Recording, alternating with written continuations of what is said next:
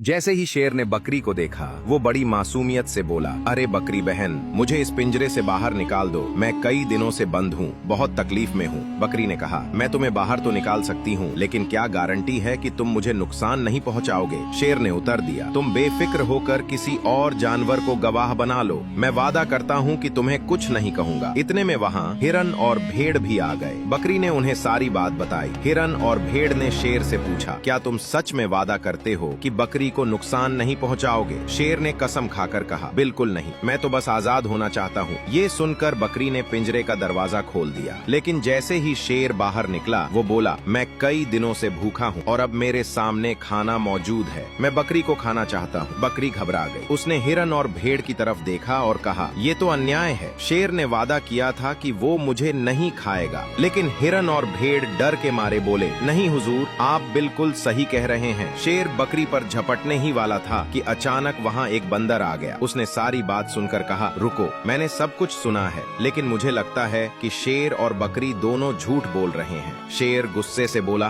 क्या मतलब, मैं झूठ बोल रहा हूँ? बंदर ने कहा, मैं तो मानता ही नहीं कि आप सच में पिंजरे में बंद थे। इतने बड़े शेर का इस छोटे से पिंजरे में आ जाना मुमकिन ही नहीं। अगर तुम सच्चे हो तो दोबारा पिंजरे में जाकर दिखाओ। शेर अपनी सच्चाई साबित करने के लिए तुरंत पिंजरे में घुस गया। बंदर ने तुरंत पिंजरे का दरवाजा बंद कर दिया और कहा, यही तुम्हारी असली जगह है। झूठ बोलने और वादा तोड़ने वालों के साथ ऐसा ही होना चाहिए।